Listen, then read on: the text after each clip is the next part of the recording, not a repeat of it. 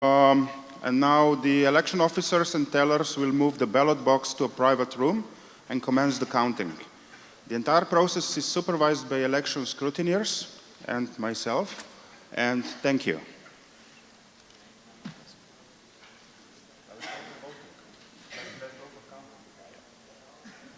That's what's next.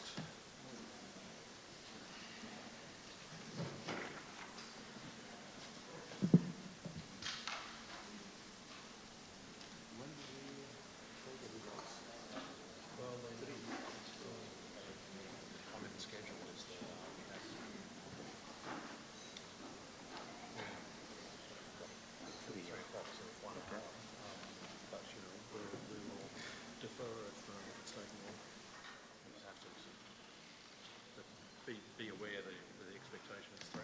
Yeah. Just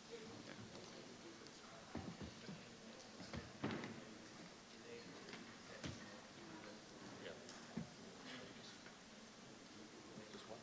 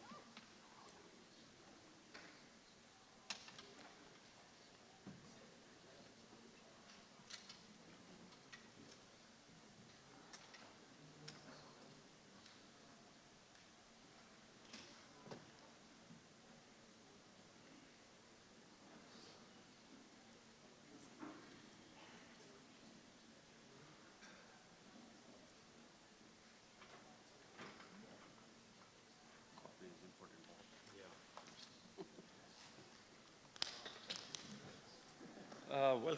Welcome back, everyone. As I was telling Paul, coffee is important after lunch. Uh, and, if you want really good coffee, There's lots of coffee store nearby. Vietnamese coffee is really famous, but our sponsors also put in a special booth, and the coffee there is also pretty good. We'll get started now, resume the AGM. The first item on the agenda is the report by the Policy SIG chairs.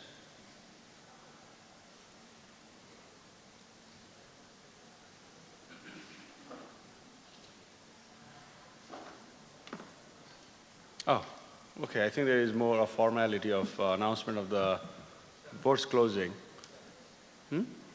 Yeah, but that has already been done. The voting for APNIC EC elections have already closed on time. So I'll like to get Sumon to do the Policy SIG report.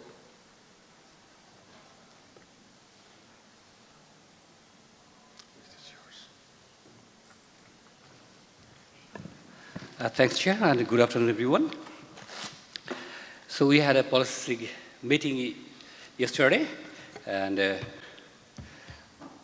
I'm now going to report it.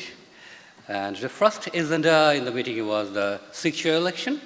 And for sixth chair, there is only one candidate, it's myself, and I've been supported by the members and elected as the sixth chair. And there is two co-chair candidates, and from chair discretion, we have adopted both of them as the co-chair for one-year term, and is also supported by the members.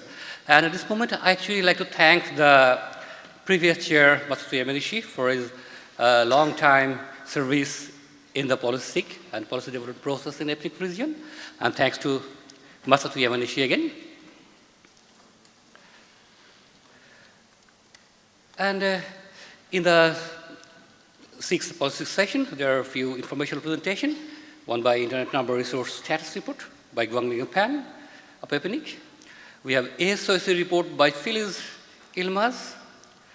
We have a very informative presentation by Jeff Houston on addressing review of 2016, and IANA numbering service review committee report by Craig and Bridget Jane. And then we have discussed 3 policy proposals and 1 C guideline review proposal. Before going to the policy proposal, I would like to mention one thing that for making consensus in the meeting, we usually use a raised hand and also use confer to support our decision. But it observed that in some time it's noticed that the confer is being abused somehow, and so in some policy proposal, the confer may say negative result, but our decision goes against it, and we decided based on the response we have got in the meeting room. So let's go by the policy. First, proposal 116, that basically prohibit to transfer IPv4 address in the final /8 block. So it basically tried to prevent any transfer of the last 103/8 blocks till before transfer it should held under at least 2 years to the recipient, and also limit 103/8 address held as a result of merging and acquisitions. But we couldn't reach any consensus on that, so this policy is not passed, and it can go against, again, the mailing list for further discussion if the author wishes to do so. The second proposal was Proposal 7, Returned IPv address management and final /exhaustion. Again, it's by Tomohiro Fujisaki. So objective was to place the 103/8 block to final /8 pool so that the new entrants can get those policy only, and it will not, the return address will not go to the recovered address pool. And another part of it, that when the final /8 pool will be exhausted, then there will be only one single recovered pool. So we achieved actually partial consensus on that. And the first part of it, that is recovered 103/8 space, will be placed into back to the 103/8 final pool so that new members get the opportunity to get, and we can sustain a little longer for this pool. So, and other non-103/8 space will be placed in the IPv4 recovered address pool. So it is again consensus in the meeting. There will be third proposal.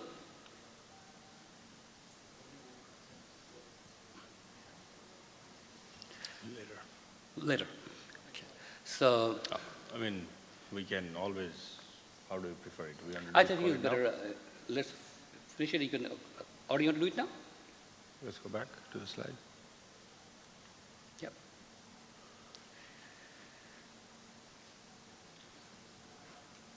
So the question here is, we want to do the consensus call now or later? I think we can just do it right now. Yep. Let's go So ahead. why don't you call for the consensus? For those who are not used to this, once the policy SIG reaches consensus on a certain policy, then it comes to the AMM, which is the membership, to validate that consensus. So I'll let someone call for consensus on this, and So it's again, we have a chance to check what we have a result achieved from the policy meeting. This proposal that recovered 103/8 space will be placed in the 103/8, that is the Flynas/8 pool, and recovered non-103 space will be go to the IPv4 recovered pool. So the present member who will queue for the IP address will get from the recovered pool, just to explain it. But the 103/8 block, if anybody returns, it will go back again to the final 103/8 pool. If you support this proposal, I will request you to raise your hand. It's time for it now.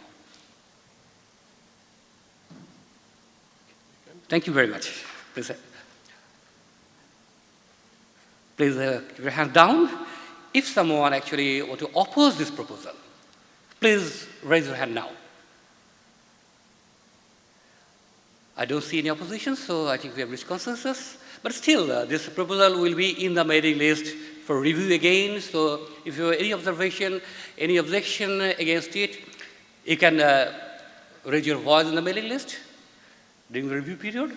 So it can be reviewed again.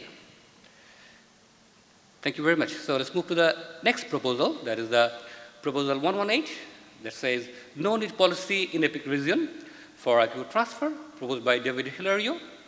The objective of this proposal is to remove need justification for most transfers, and also introduce a new need criteria for inter-area transfer for that requires it, especially with the island region.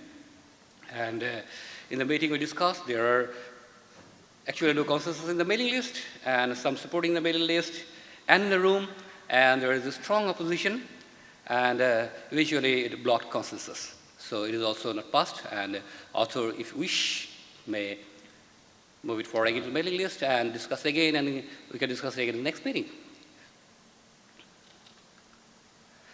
And after that, actually, we have a joint SIG session, and it's chaired by a 3 SIG chair, policy chair, by myself, the policy SIG chair, Dr. Gomin, corporate SIG chair, and Sham Nair of NIS SIG chair. And we discussed the proposal on revise of the SIG guidelines proposed by Izumi Okutani. And the objective is to clarify the chair and co-chair role and clarify the situation for removal of chair and co-chair, and procedure to maintain staggered election terms so that we can see continuity in the chair and co-chair positions. And the proposal reached consensus in the meeting and supported. So, and there is another proposal actually for remote participation in the SIG and co-chair election, but due to insufficient time, we couldn't do that.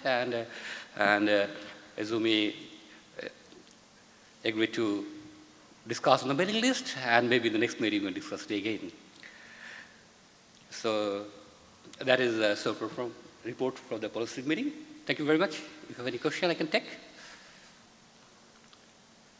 No. Thank you very much. Thank you. Oh, we have a question. Yeah. Rajesh Jain, just a comment. On Izumi's proposal, there was an agreement that this is a consensus is reached and there will be further work done. So please mention that as well. That it will go for drafting and consensus is reached that this is required to be done. Thank you. Actually, there's some direct recommendation for that actually inside the proposal, and probably we didn't discuss it clearly. But of course, it will be also in review process, and we have opportunity to add or modify if necessary. But the proposal had reached consensus. Thank you very much. Okay, thank you, Sumon. Thank you, Brajesh.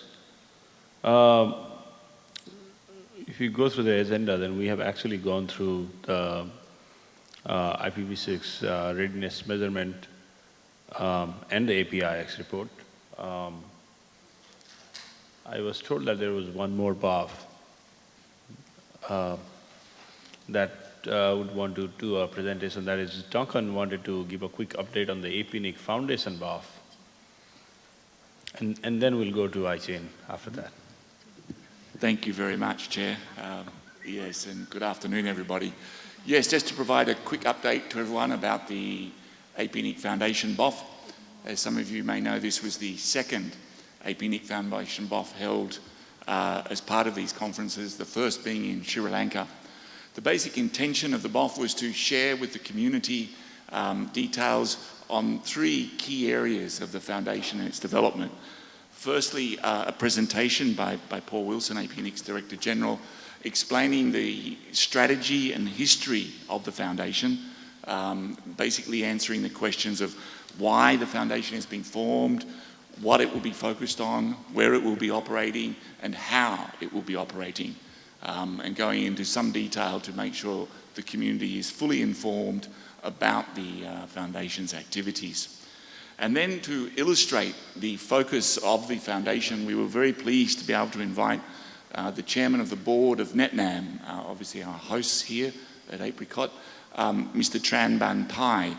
And Thai was the founder of NetNam, and he gave a presentation on the challenges facing internet development in Vietnam.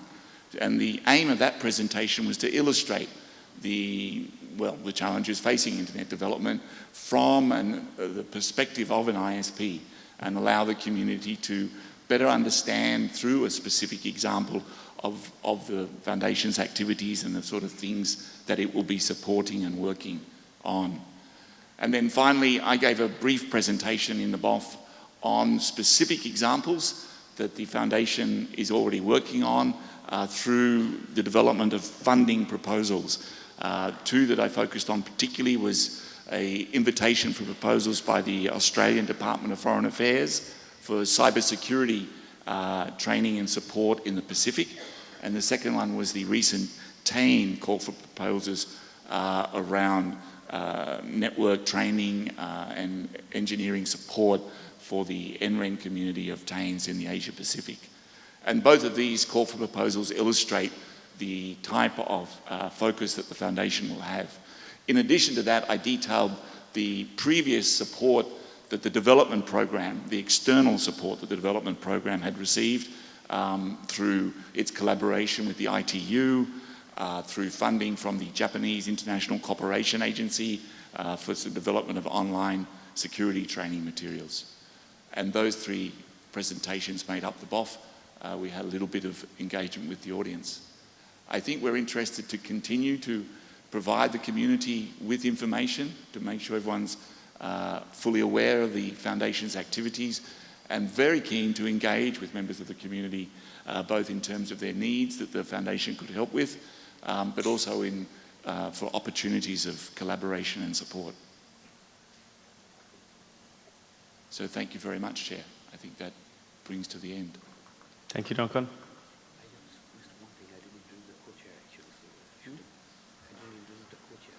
Oh, okay. Thank you, Sumon. Let's go to the floor. Someone wanted me to do something, but I'll do that a bit later. Hi, I'm Salam Yamoud from the RAP NCC. The question is for the APNIC Foundation. How do you know that a certain activity is part of APNIC Foundation and when it's part of the regular APNIC activity services for the development access? We would report it either through the APNIC blog, almost in real time. If we receive funding for a significant activity, we would be looking to report it through the blog and certainly through also presentations and activities here at the conferences. So all the community would see fairly quickly funding that we'd received through the reporting of it, and also through presentations at conferences. Does that answer your question? I think if I understand the question, I'd add also that the purpose of the foundation is to allow the APNIC development program itself to increase in size and scale. So the focus is exactly to increase in size and scale the activities that we're already doing. Now that doesn't mean that we would continue to do all of them in the same way, say out of the same APNIC office, because I mean, scaling up is a long-term process, and it's also a lot of these activities are better distributed around the region, as we already are doing with, say, the community trainer model. So, you know, I think by default, the activities funded by the foundation are APNIC activities, carried out, implemented either by APNIC or perhaps managed, directed by APNIC with implementation elsewhere with partners and contractors and a network of others. I don't think the foundation takes on anything that's completely out of APNIC's scope, although, you know, it may not be exactly an issue of black and white, and perhaps I can imagine the foundation being asked to do some things that may not be suitable for APNIC to bother to implement at all, but there may be other opportunities for others to take on some projects. But it should be remembered that the APNIC Foundation is a tool of APNIC. It's APNIC's foundation to increase the work that we're doing. Thanks. Maybe just to elaborate on that engagement between APNIC. Duncan, just say you are Duncan. Sorry, Duncan. I'm Duncan. The thing is, the stenos won't know who is speaking until you say your names. So Duncan So, McIntosh. you know, they don't have eyes behind them, so. Duncan McIntosh, Foundation CEO. APNIC, the registry, is the sole member of the foundation. And that's the key mechanism of control and engagement between the registry and the foundation. As the sole member, of course, if you're familiar with that mechanism, it allows the registry to appoint the board members of the foundation and thus ensure control. Thank you, Duncan. I think I'll add something, and Salam raised a very, very good point. And this was something we've discussed internally as well. I personally think it is a matter of, you know it when you see it. You know, I think there is a famous US Supreme Court judge who said that, you know, sometimes you just know it when you see it, and I think this is going to be, in the beginning years, quite a bit of that, you know, as we navigate this, the building up of the foundation and how the funding for the foundation comes through, and, you know, so on and so forth. Any other questions or any other reports from the BAF or anything like that? If not, when we did the Policy 6 chair report, I should have asked the two Policy 6 chairs, co-chairs, to be introduced as well. So if you could rise.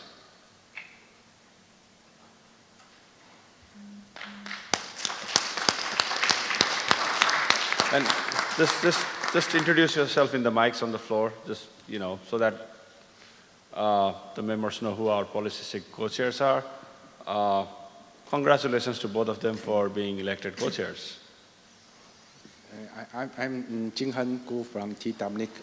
I'm very glad to have this chance to serve the APNIC community. Thank you very much.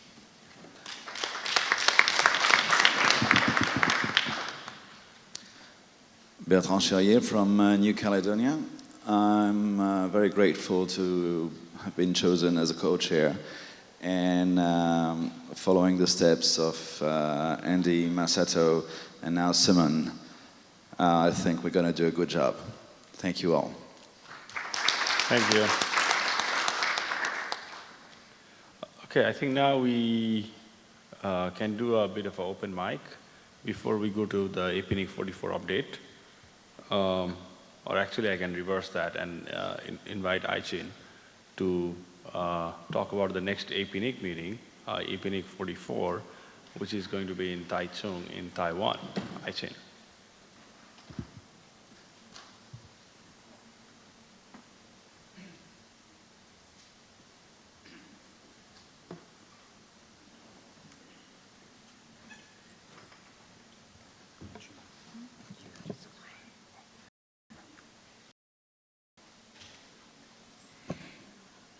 Good afternoon, everyone. My name is Aichin Lu from TWNIC.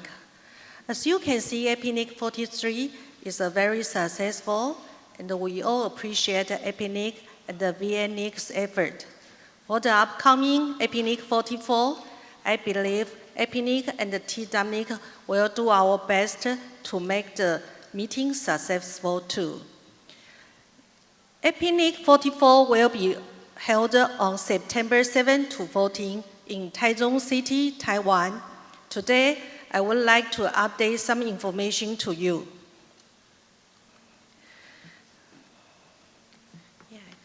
I think the slide maybe is the older one. So I think I want to say about Taiwan. About Taichung, Taiwan, I think most of the APNIC's members are familiar with Taiwan. So this is just a reminder. Regarding the visitor visa, I think maybe you can refer to this website, www.boca.gov.tw. So there are about 80 countries have a direct flight to Taiwan in Asia Pacific. That's just a reference only. And about Taichung, Taiwan, currently currency exchange rate about US $1 to the 30.4 new Taiwan dollars.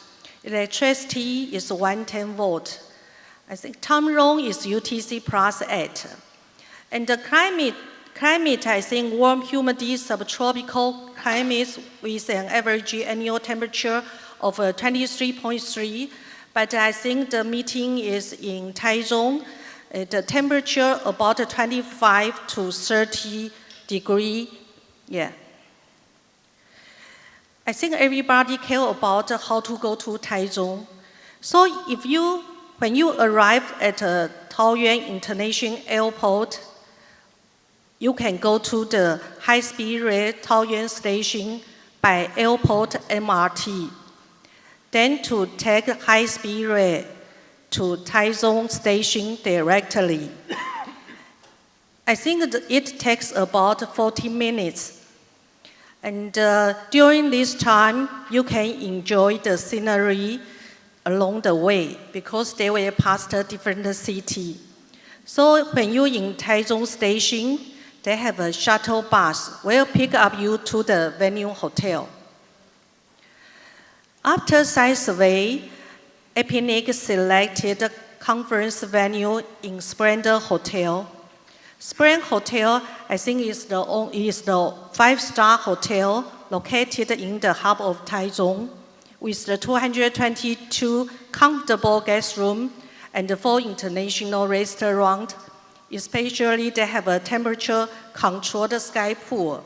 I just mentioned before, they have a free shuttle bus to reach the Taichung's high-speed rail station. This is the location of the Splendor Hotel. I think the transportation is very convenient. I think the hotels nearby, we suggest these 4 hotels because it's comfortable, price reasonable, and the important thing is a walking distance to the venue hotel. Next is an attraction nearby. Yeah, we suggest several places. National Taichung Metropolitan, they just last year. They have a lot of programs. If you have time, I think you can see a lot of shows. Next one is Taichung Park. Taichung Park is the oldest park in the 3. But in addition to the Taichung Park, Taichung still have a lot of historic of nature science. They have an Age of Dinosaur gallery and have a botanical garden. Yeah, the last part is my favorite market, a lot of food.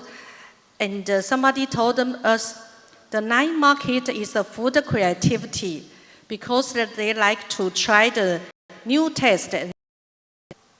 I think Taichung City is a creativity city, is a cultural city, also is a modern city. Now, on behalf of TWNIC, I invite all of you to join us to attend the APNIC 44 meeting. Let's explore Taichung City. Thank you.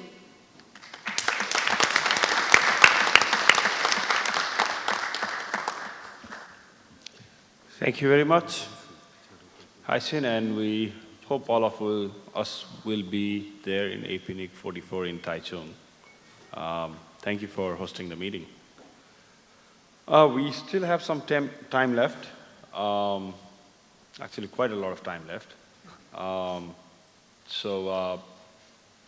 I've been told that we have a quick update from Adam about our stats portal. Thank you, Chair. Adam Gosling from APNIC Secretariat. We've begun a project internally at APNIC to review and consider and plan for the future regarding the statistics we provide to the community, both what statistics we provide and the format for those. And I guess I have kind of two questions. I know this is a very general question, but if anyone has any ideas about the kind of statistics that they would like to see coming out of APNIC, that would be interesting if you wanted to speak to the microphone now.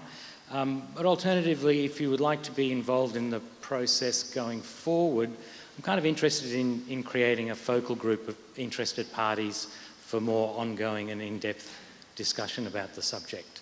So if you're interested in doing that, please contact me at adam@apnic.net or come to the microphone now. Thank you. Thank you, Adam. I'll open the floor for the open mic discussion that is supposed to be after 3 because we have time. And then we might recover some time after the election results are done. So, Akinori? Thank you very much. My name is Akinori Maimura from JPNIC. It's open mic, so I think I should share my mind with you all. And before the election result is come out, I am so impressed with this time the election procedure, which is the before the APNIC EC member occupy the stage seat. The election procedure was done in a very fair manner of the precisely 2 seconds allotted to the conference the candidate speech, and then really every procedure was clearly shared with all members of the committee. Then that's the last time in Auckland it was not the case, but this time this kind of quite fine procedure was developed and applied. I'm really happy to see that, and I admire that kind of effort which the APNIC Executive Council and APNIC Secretariat made for this. Thank you very much. And then additionally, I'm really impressed. Yan Zhou, this time election chair, fulfilling the really good job. So I'd like to invite all of you to say thank you for this kind of effort. Thank you very much.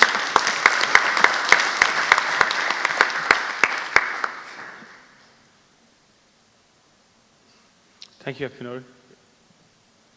I see someone going up to the mic. Here is Shubun from Bangladesh, and I'd like to point out a point raised by Adam regarding the stats, actually, what stats that we can provide to the members. Like at present, ethnic stat giving some very beautiful output, especially the IPv6 deployment, how it's growing. We can see what country, how they're developing. Can you just a little bit extend it further? Because if we collect the stats from our members in different areas, like about their infrastructure, about the technology they were using, so that other members can actually see and plan accordingly so that they can also grow.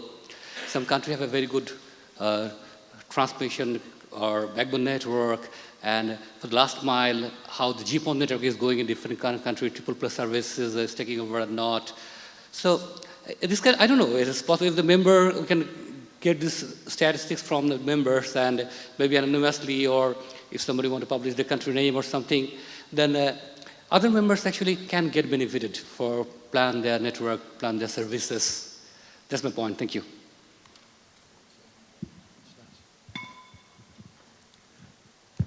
Thanks, Simon. I was at the data collection BOF the other night and was very happy to see the amount of interest that there was after the member survey, which showed an openness to it. And I just thought it was worth distinguishing between the different sorts of stats or data that we might be talking about, because I think there are at least 3 different types.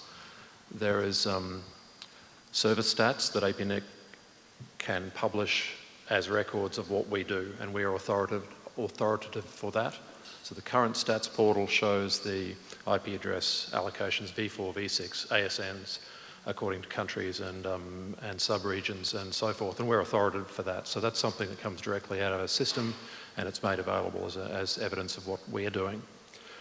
The other sort of stats that we can publish, and we have done to quite a degree, is kind of research stats, where we go out to the environment and we're gathering data which we're not authoritative for, but which we can gather and we can report back. So much of the lab's work, I think, falls into that category. It's research about the environment. I mean, we don't need to research about our own stats. We know what our own data is and we report that, but there's external data which we can research and we can report that. And that also could be integrated into the stats portal. There's actually other service data of our own that could go into the stats portal, such as our PKI coverage, and that's something that we've covered. Again, we're authoritative for that data. So the stats portal could go in numerous different directions. The point of the data BOF the other night was a different sort of stats, and that's contributed data.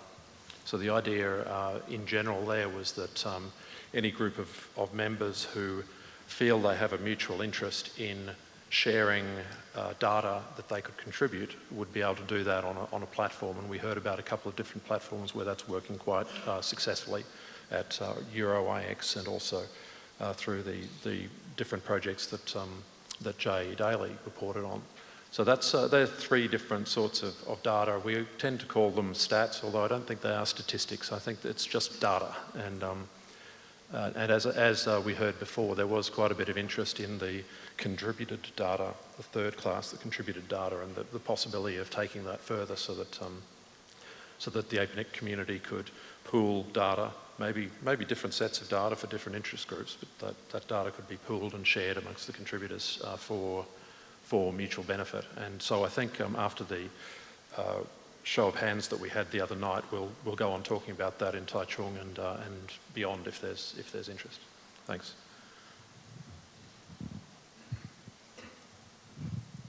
Thanks, Paul.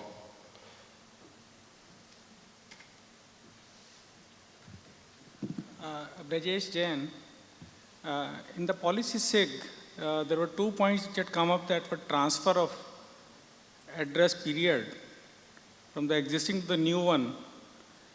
And while the policy for 2 years has gone for mailing list again, but I suppose that 1 year practice would continue before the transfer is allowed, number 1. Number 2, what is the status of confer as of this moment? It was felt that it has not worked well. So for the next meeting in Taichung, for example, would confer be there, or would confer not be there, or it will be revised in certain form and format? So if you could have some thought process, thank you. Thank you, Brajesh. I think the right answer will come from Sumon, and I already see him on the mic. Yeah, thanks, Brajesh. Actually, regarding confer, definitely the way they confer this time we're not going to use that. Either if you find a more secured and transparent way of using Confer, we'll use it, otherwise we'll not use it. So there is no question about it. And regarding the other question that the present 1 year period will be there for the transfer, so definitely will be there because this, as per the present policy, the contract with the members is such that in 1 year they cannot transfer, so it should be remain as it is. Thank you. Thanks. So which means that the Confer issue goes back to EC for them to see in what format it may be used, if at all. I don't think so. I mean, you know, as member of the community, we will all have to provide inputs. But as you know, as you've all been in the community, we constantly look at ways to make it easier for everyone to participate in the process. And Confer is just one of the tools. And it'll be around, but if the chairs of the policy say, think that it is not reflective of the way they want to conduct the policy saying, then, you know, the improvements will have to come from the community. Then from the EC saying whether we use it or not use it. You know, that is entirely up to the 6 chairs, more than us looking at it from I don't know. I mean, definitely, as community members, we'll probably have our opinions and provide that to the 6 chairs and to the Confer team, but I think we'll keep out of that, Brajesh. Thank you, but just like to, policy 6 chair has stated 2 options. Either this may happen or that may happen. So which course will be followed is the one I think, if a policy 6 chair could elaborate on that. Can I deal with that? I could just say, Gaurav mentioned the Confer team. I mean, there's not exactly a formal Confer team at APNIC, but it is something that's been developed at APNIC, and we would, Adam, I know, and those involved would keep an eye on the SIG policy mailing list, definitely, in case there's any, if there's any discussion about what Confer should look like or how it should be changed or what the issues were. We would certainly be watching those, and if there's clear interest in continuing, for instance, with the support of the SIG chairs, then we could make some changes to that system and even possibly launch a prototype, a test bed before the next meeting. I mean, it really depends on what the community wants us to do, but I'd give you the commitment that we'll keep an eye on that, and we'll try our best to be able to support any requests for changes to Confer if they come up. Thanks.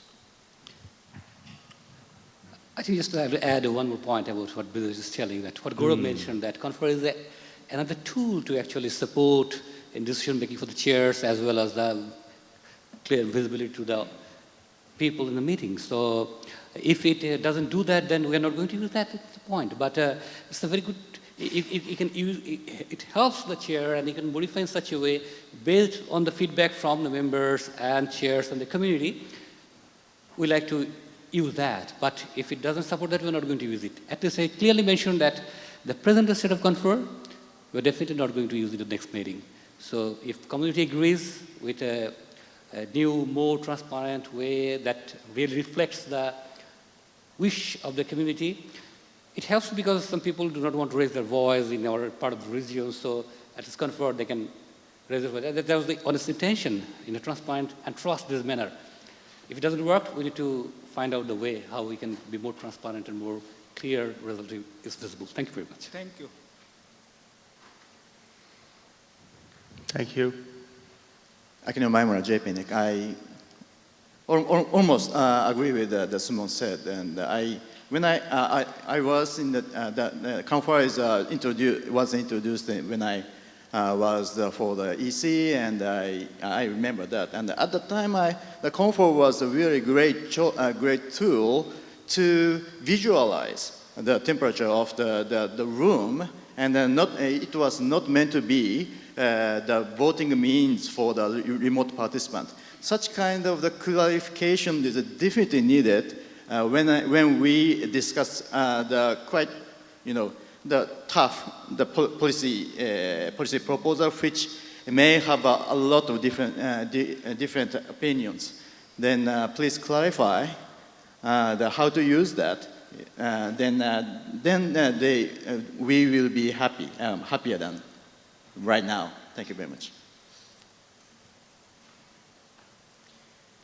Izumi Akutani from JPNIC. I happen to really totally agree with Sumon's description and also with Akinori, but we are from the same organization, but totally not coordinated, really speaking on my personal basis. And I think that it would be really helpful at the beginning of the SIG policy SIG on how you would be actually taking input and how you will be deciding consensus, both the show of hands on site as well as how you will be using confer. So if the chair at the beginning of policy SIG can clarify this, then it might reduce a lot of the questions and ambiguity when there's a call for consensus and the use of confer. I also really agree that this topic needs further discussions. So may I propose that there's a way to have further discussions on the mailing list. So first, maybe possibly chair or maybe APNIC secretariat can provide explanation on how confer is used in terms of deciding consensus. And then based on that, hear how people feel about it and what are the kind of further improvements that is needed. And then maybe we can take those inputs and have something for the next meeting. So that's my humble suggestion. Thank you, Izumi. Aftab? Aftab Siddiqui. Izumi has covered most of the stuff regarding the confer. I would just like to say +1 to that. Also, I would like to mention one more thing. In the policy SIG, people raised issues, rightly or wrongly, it's definitely their opinion. But when somebody say that I strongly oppose this proposal or I strongly oppose this idea, I think there is a moral obligation that they have to come on the mic and explain that why they strongly oppose this idea, so that the author or the community who's supporting the idea can either try their level best to rectify the situation or the concern the person has, or at least get the idea that what is the whole point of the objection. Otherwise, it's just a fuss. It doesn't give you any clear picture that why people are against it. It's my humble opinion that people who oppose it should come on the mic and explain it to the other party who's supporting the proposal. Thank you. Thank you, Aftab. I wasn't aware that that was not happening. I generally assume that if somebody has a strong objection, then they would go and voice the type of objection. But, I would defer again to the SIG chairs on that topic. Actually, it was tried. In the meeting, they strongly opposed some people, but when we asked them to come to the mic and express their side, we found no one actually coming and talking. So probably after mentioned that, it's not that we are not following it, but he's encouraging community to, those who are opposing, please come forward because we are here for agreeing to something for the community. So there might be a difference of opinion, but if we discuss, we can come closer together and either we can go it together or not, right?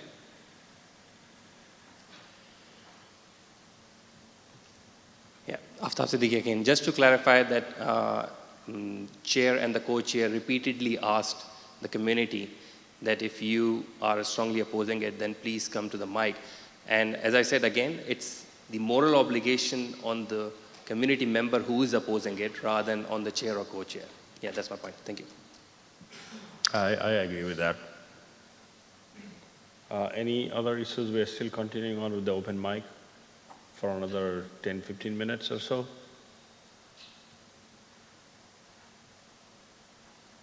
Nothing.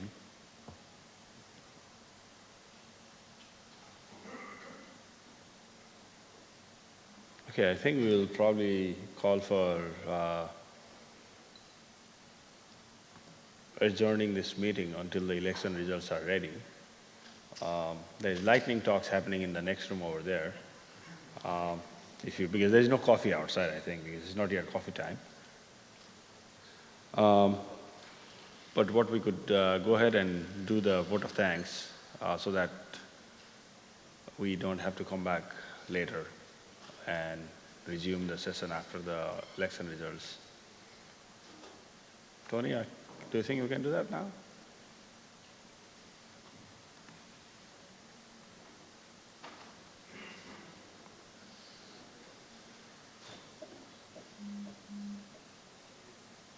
If we are ready, then Paul, let's do the vote of thanks for this.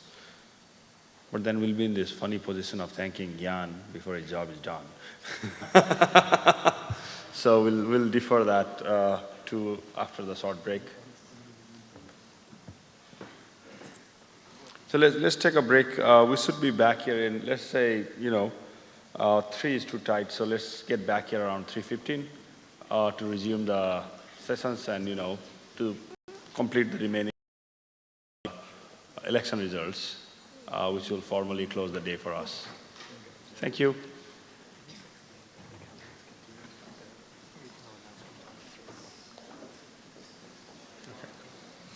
Craig just let me know that the counting of the votes is continuing and the effort is being made to make the announcements at 3 o'clock. But, I think they'll probably be delayed a little bit for up to 15 minutes. So we'll convene here back at, say, 3:15.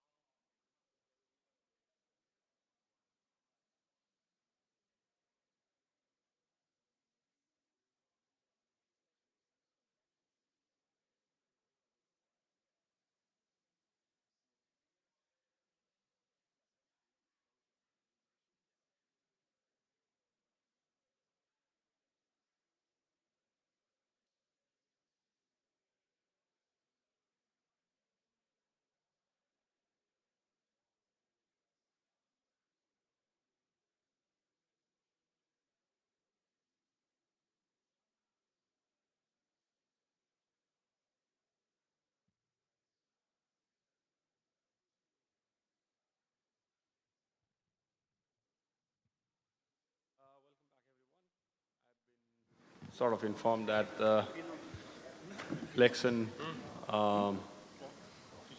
chair is getting ready to come over here to announce the results. So I'll ask you guys to come in.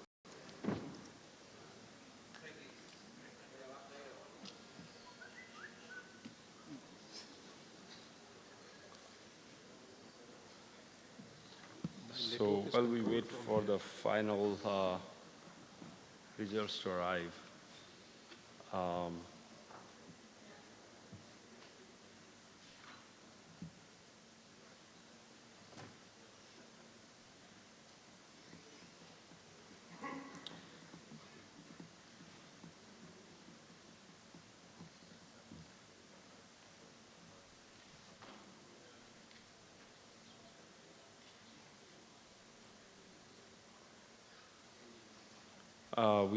I don't know, we could resume the open mic if anyone has any questions or anything to contribute. If not, then I do have a few things to say again, which I was planning to say in the closing remarks, but I'll just go ahead and say that. There is at least two things that we came out of the APNIC survey, and both of them are very important, and we've been trying to think around how we can achieve those. The first one was, we have roughly 6,000 members, but maybe only 60 of them actually participate in our policy development process. And as those of you who've been coming here for many years realize, we haven't had a lot of new blood participating in these discussions. So how do we, make the PDP exciting? Or, what are the ways in which we can,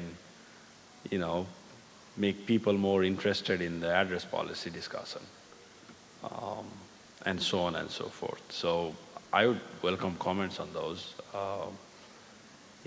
We've given fellowships out, but the fellows, we don't see continuity from the fellowships.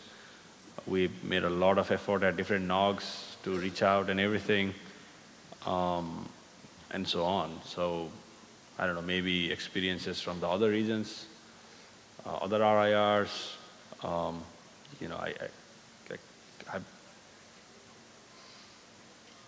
I've recently been looking at both ARIN and RIPE, but at RIPE I see the same old faces I've seen for the last 15 years. At ARIN, I think I'm new there, so don't know much about it. So I'd actually open some discussion on that topic if anybody has any inputs or ideas. How do we get more, discussion or more people coming into the policy discussion? Please.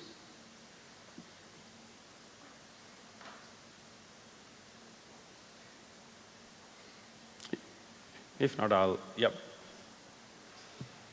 Just to relate my observations over that same period of time, I think, well, it is true that we look around and we see many of the same faces around us. There's observer bias on the one hand, right? Because we recognize the people that we know and we pay more attention to the ones that we recognize. And we don't notice the absence of people who aren't there. So there are people retiring out of the industry who are no longer showing up at meetings.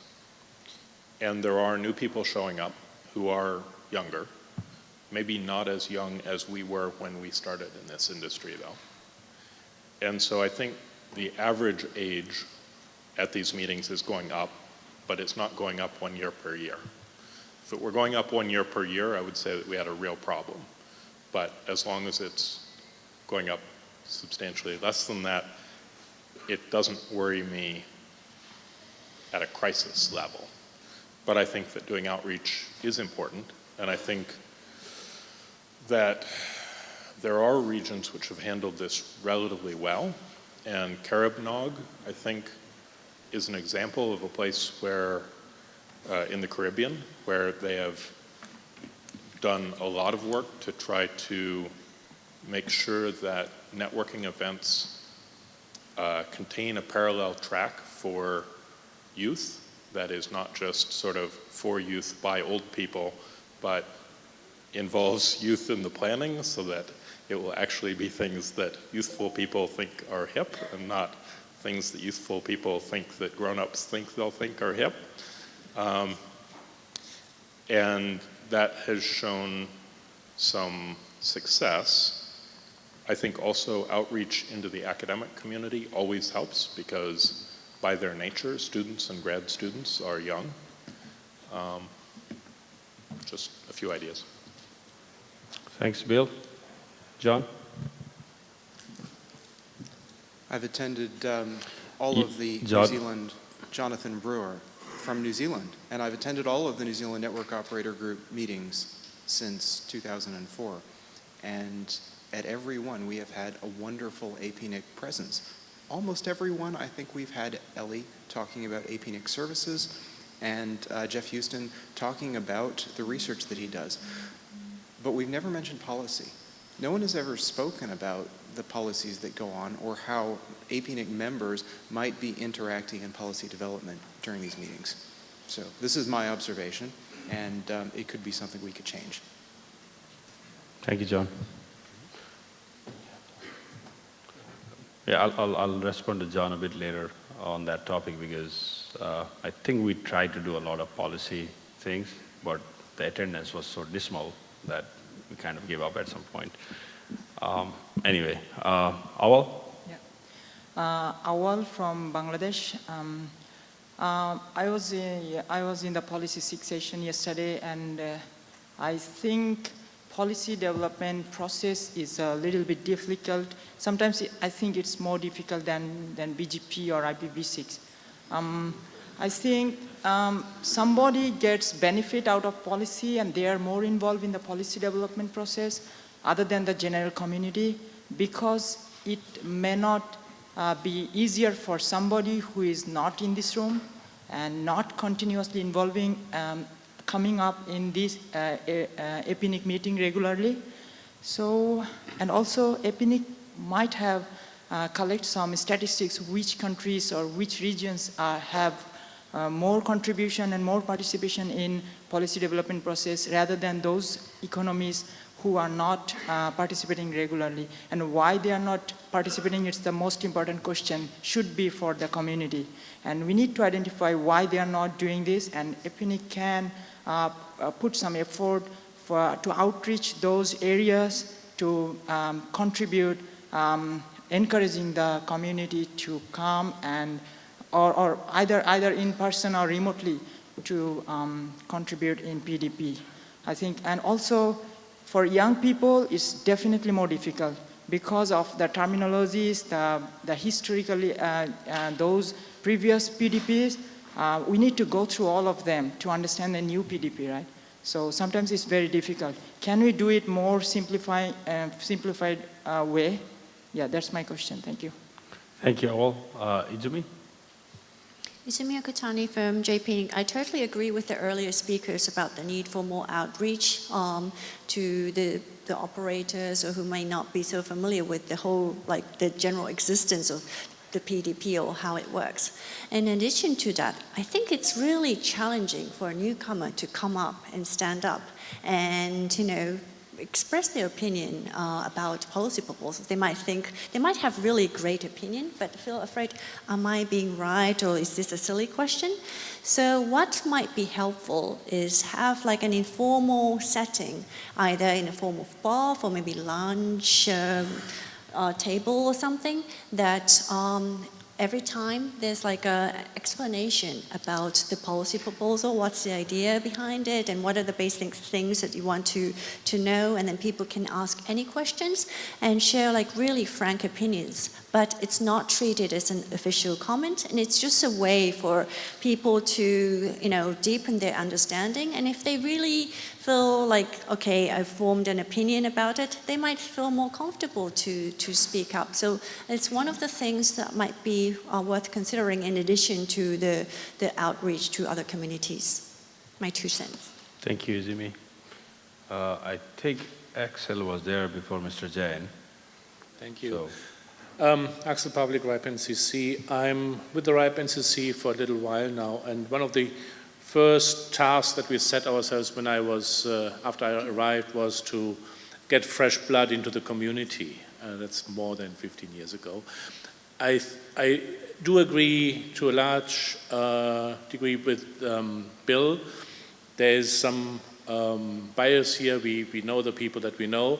But also looking back at the last 10 years or so, there are many, at the RIPE region at least, many new people who have risen through the ranks, from newbie to board members even. I'm happy to say that. But I do think there is quite a lot of work involved here. We have started many years ago the meet and greet program, basically at the RIPE meetings, being open, putting up our most friendly face and taking newbies by the hand and having little drinks events with them and just basically explaining how things go. We do quite a lot of outreach, talking to members within the service region, doing little member lunches and just being very friendly and explaining what we're doing, how we're doing it, and again, inviting everybody in as much as possible. I think those structured events, those structured programs for outreach work quite well. We have reached out to the RACI program, to the academic community. That now rolls along quite nicely. We are just now formally starting the fellowship program. I think those things work when we give them some time and do not give up on the way. I think it's not a crisis situation. Mr. Jain? I think open house may be closed because result has already probably come. But I'd just like to mention only one thing. As I was discussing with Ignorus and the tea break, maybe we can widen the PDP process a little bit more. So instead of formal process, we could also keep some kind of informal topics which will have policy implications 1 or 2 years hence. For example, IoT. Today, it has no effect on policy, but after 2 years, it is going to become a very critical issue. And I heard the IoT seminar also, workshop. He explained very clearly the implications. So if you have some such topics as parts of PDP, maybe we can call it semi-formal or informal, that will attract some more people. Similarly, SDN, NFV or IoT, thank you. George, and then Yes, Iman, I think. I'm sorry to jump the queue, but I have a comment from the chat room of some length that came while the queue was forming. This is Amrita Chowdhury in India, who has a series of comments that I would like to read to the meeting. To increase new blood, it is important to build capacity within the countries to involve members. It is also important to conduct a survey on why members are not interested to participate in the discussion and what would motivate them to join the policy discussions. Further on the issue of fellows not contributing further, perhaps APNIC would want to do an analysis on what is stopping them from continuing to participate and contribute. We did a study during ICANN 57 on similar issues on newcomers and ICANN fellows, and we got an interesting result which you would be very happy to share. Thank you, George and Amrita. Tim. Thank you, Gaurav. My name is Tim, and I'm here to do the ASL review. I'm sure my colleague from Nigeria will tell you about the AFNOG model, so I won't go there.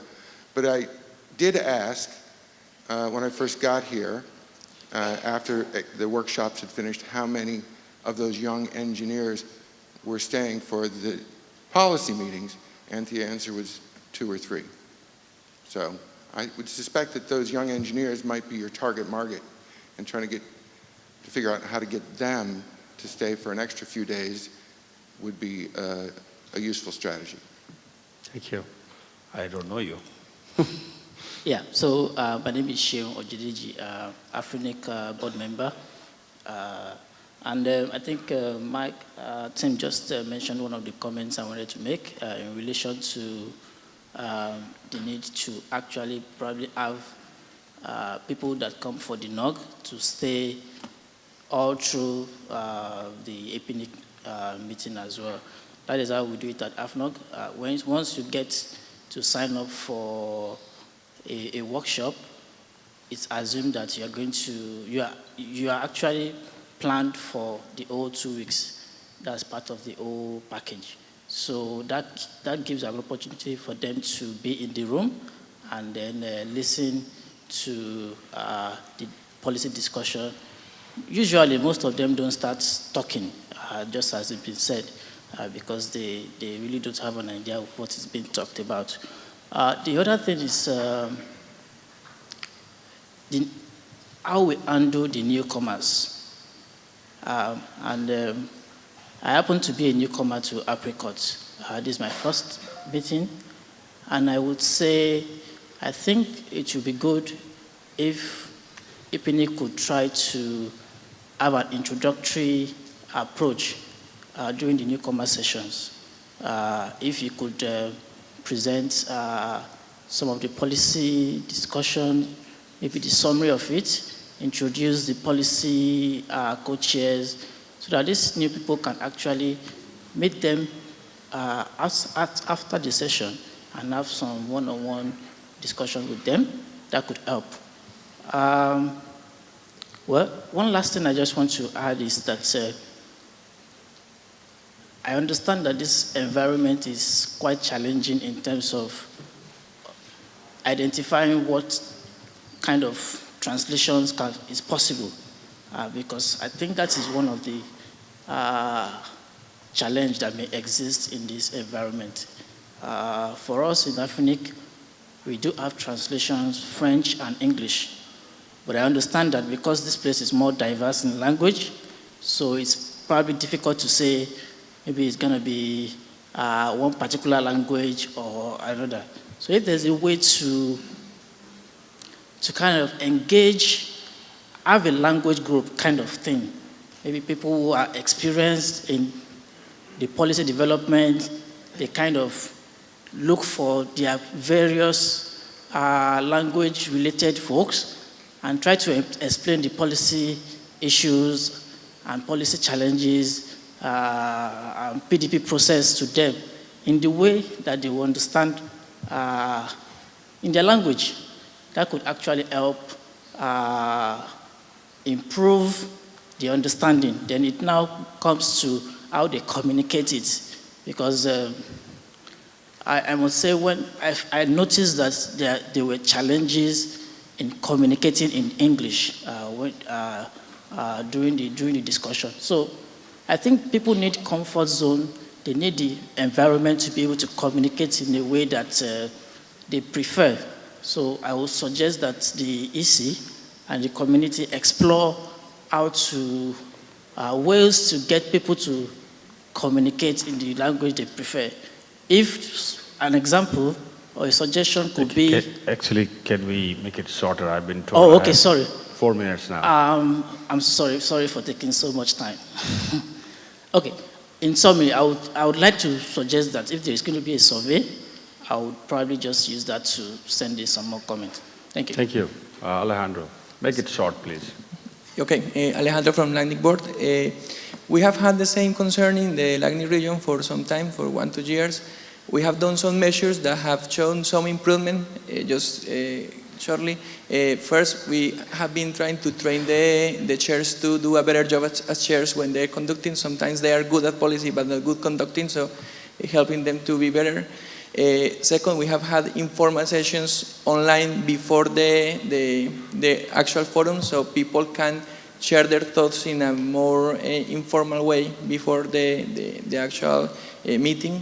That have helped. And also, the newcomers are key, as some other people has been mentioning, to involve them and try to have them involved from the beginning so they can continue attending the meetings and participating more frequently in the policy development process is key. And the improvement in the participation has been a little better in the last meeting, so we think that is going to continue improving. Thank you. I would have liked this discussion to go forward, but we have a tight schedule now. So thank you very much for your comments. I think I was really appreciate that we actually heard from all the other 4 RIRs, and I assume they all have similar concerns and issues around bringing in more participation. Having said that, I would invite Jan George to make his announcements.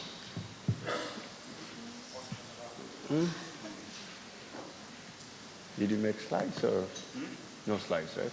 No, okay. No slides.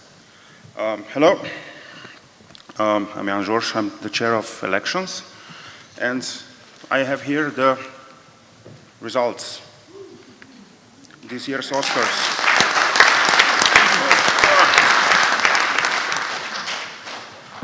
So, first of all, I would like to mention, I would like to thank APNIC staff for a hard work.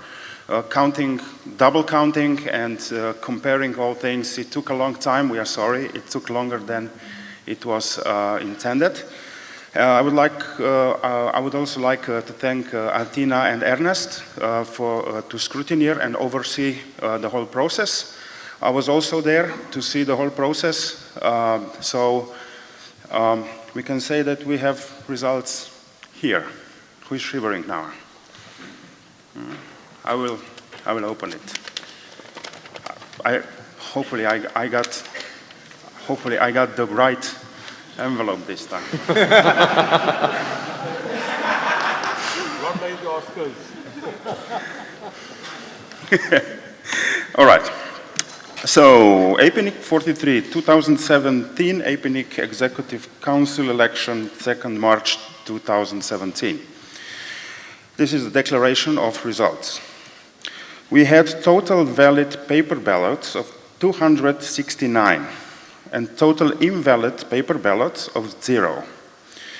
We have total paper ballots counted 269, and we had total on-site votes of 8,254, with total online votes of 4,745 online votes. And this makes a total of 12,999, nearly 13,000, one less. All right. And now the nominees from top to down. First one, and congratulations, to Jessica Shen.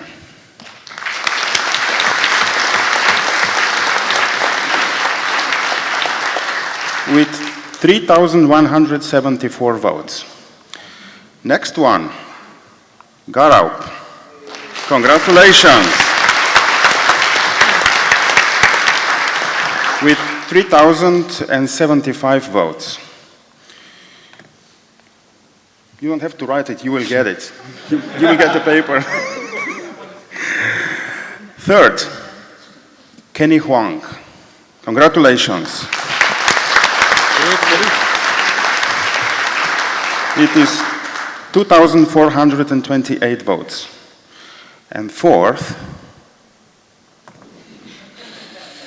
where is the drum roll? Do you have a drum roll? You don't have a drum roll, you don't, right? Thank you, right people.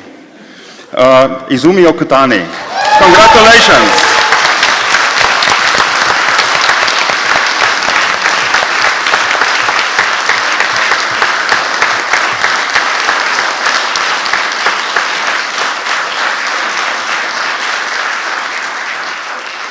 Yeah, Izumi-san got 2,114 votes. Then it's Henry Kaisfi with 1,606 votes.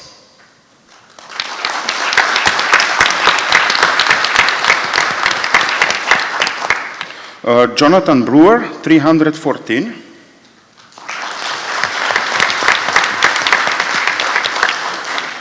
Laurie Patton, 91. And it's Maureen Hilliard with 46.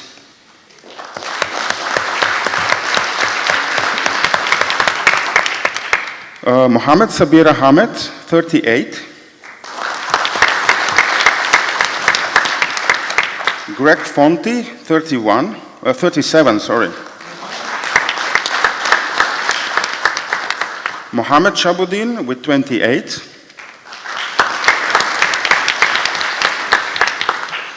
Then is Mohammed Exwal Hagwe with 28 votes. Saraup Saren with 8. Haseb Istagur Rahman, 8. Brijesh Bakalashman with 4. And since Garab is doing the count here, what's the last one?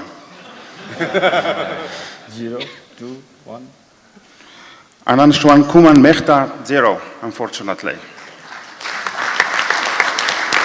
So, these are results of this year. Congratulations to all elected, old and new members of Council.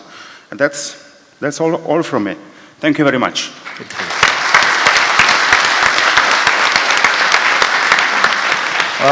Thank you, Jan. Here are all the data. It goes to... It goes to you. Okay. Thank you very much. Thank you. Thank you, Jan. Thank you to the community for re-electing us back to the EC. I hope we do a good job again. Now we are really tight on time, so I'd like to request Paul to do the vote of thanks.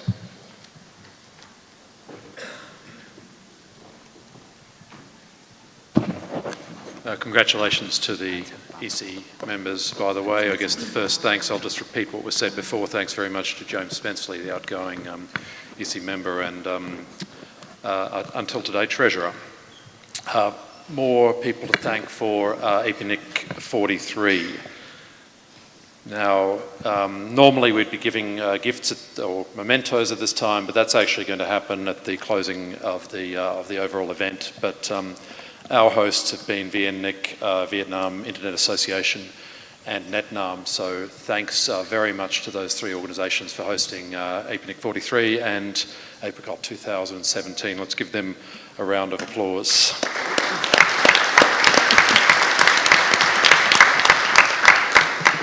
Today we've got a lineup of sponsors for the APNIC AGM, so thanks so much to regular sponsors CNNIC and TWNIC and JPNIC and APG and Paracom. Thanks very much for supporting today's event.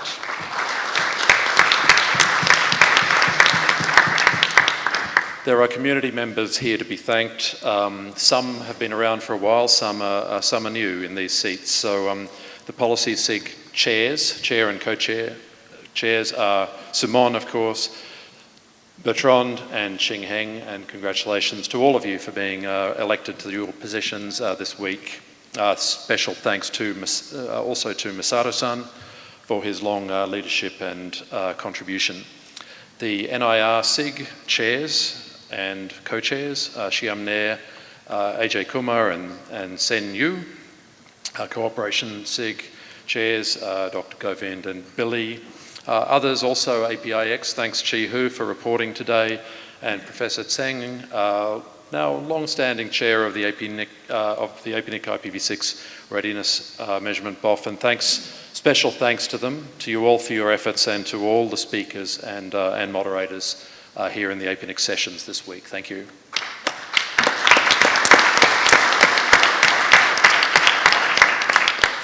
EC Election Chair, Jan Soers, thank you for an excellent job today. Also our scrutineers who came in and helped to make sure that happened, Ernest Barunga and Athena Fraculi.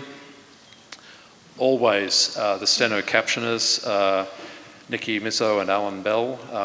You work magic here every year, every meeting. I don't know if I'm losing my hearing, but sometimes I have to look here to understand sometimes what's being said, and you've got incredible powers of reproduction. I don't think anyone knows how you do it. So thank you.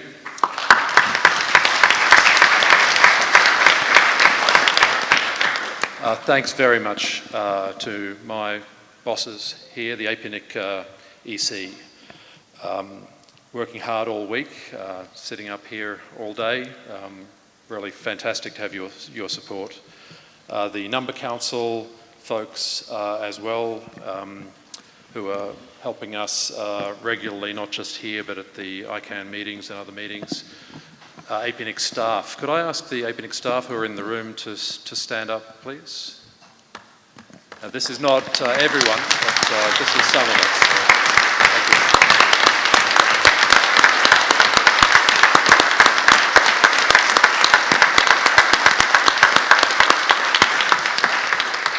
Thank you all, everyone. It really has been a fantastic job, as usual. Thank you.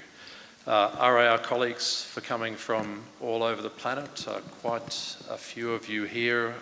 Always a pleasure to have you here and to have your help as well. To the fellows and guests, and actually to everyone who's attended here and made the meeting a success. It really seems to have been to me a great week here in Ho Chi Minh City, and also those who participated remotely. So thanks for being here and participating and supporting the meeting, really.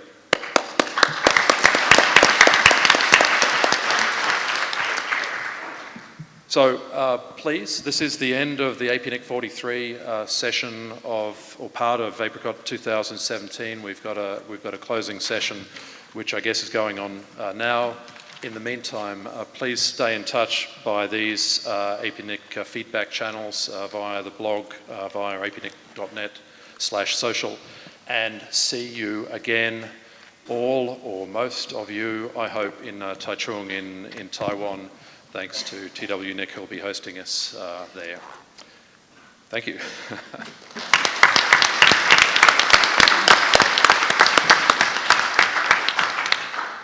Thank you, everyone.